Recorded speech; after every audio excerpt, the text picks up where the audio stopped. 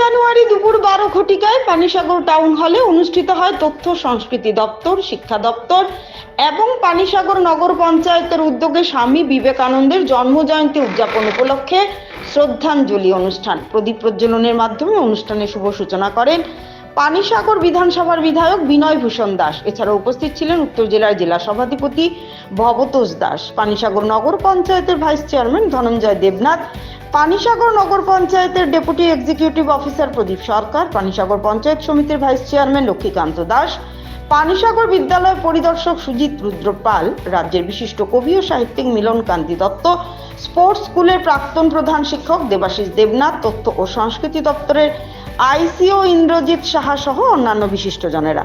অনুষ্ঠানের শুরুতেই বিবেকানন্দ মুক্ত মঞ্চ প্রাঙ্গণে বিবেকানন্দের প্রতিকৃতিতে পুষ্পার্ঘ্য অর্পণের মাধ্যমে শ্রদ্ধার্ঘ্য নিবেদন করেন উপস্থিত অতিথিরা। স্বাগত আলোচনা রাখেন পানিসাগর নগর পঞ্চায়েতের ডেপুটি এক্সিকিউটিভ অফিসার প্রদীপ সরকার। স্বামী বিবেকানন্দের জীবনী নিয়ে বিস্তারিত আলোচনা রাখেন মঞ্চে উপবিষ্ট অতিথিরা। অনুষ্ঠানে অংশগ্রহণ করেন পানিসাগর দ্বাদশমান বিদ্যালয়, পানিসাগর সরকারি English medium school, Panisagar sports স্কুলের ছাত্রছাত্রী সহ শিক্ষক শিক্ষিকা বৃন্দরা।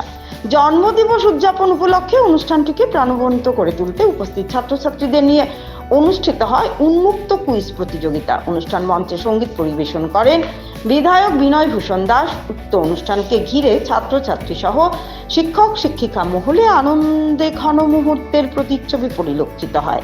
আসাম প্রাইম নেটওয়ার্কের প্রতিনিধি অমলান দাসের রিপোর্ট। এই যে আমি বিবেকানন্দ বলছি, এই কথাটাই গুরুত্বপূর্ণ। এত আত্মবিশ্বাস, কঠোপনিষদের নচিকেতার মতো এত আত্মশ্রদ্ধা ছিল তার, যে শঙ্করাচার্য, জগৎগুরু শঙ্করাচার্য কি বলেছেন। শঙ্করাচার্য যদিও দক্ষিণ ভারতের মানুষ ছিলেন, শৃঙ্গেরি মঠের উনি প্রতিষ্ঠাতা ছিলেন, কিন্তু স্বামীজি বললেন, বিবেকানন্দ বললেন যে শঙ্করাচার্য কি বলেছেন আমি জানি না, কিন্তু আমি বিবেকানন্দ বলছি। আপনারা যারা আগ্রহী শ্রোতা আছেন, পাঠক বন্ধু আছেন, তারা সাহিত্যিক শঙ্করের লেখা একটা বই আছে, দেশ পাবলিকেশন থেকে প্রকাশিত হয়েছিল, বইটি সংগ্রহ করে পড়বেন। বইটির নাম আমি বিবেকানন্দ বলছি। আরেকটা গল্প বলি। স্বামীজি যখন চিকাগো সম্মেলনে ভাষণ দিতে গিয়েছিলেন, তখন টেবিলের উপর বিশ্বের যত ধর্মগুরুরা আমন্ত্রিত হয়েছিলেন, সমস্ত ধর্ম, মত এবং পথের ধর্মগ্রন্থগুলো টেবিলের উপর ঝাঁক করে রাখা হয়েছিল। আর আমাদের ভারতীয় হিন্দুদের শ্রীমদ্ ভাগবত গীতা একেবারে নিচে ছিল, একেবারে নিচে। তখন ভিন্ন ধর্মী একজন আমন্ত্রিত অতিথি স্বামীজিকে কটাক্ষ করে বলেছিলেন যে স্বামীজি, আপনাদের গীতা গ্রন্থ সমস্ত গ্রন্থগুলোর নিচে। তৎক্ষণাৎ স্বামীজির মুখের উপর বলে দিয়েছিলেন যে আমাদের শ্রীমদ্ ভাগবত গীতারই সেই ক্ষমতা আছে উপরের সবগুলো ধর্মগ্রন্থকে ধরে রাখা।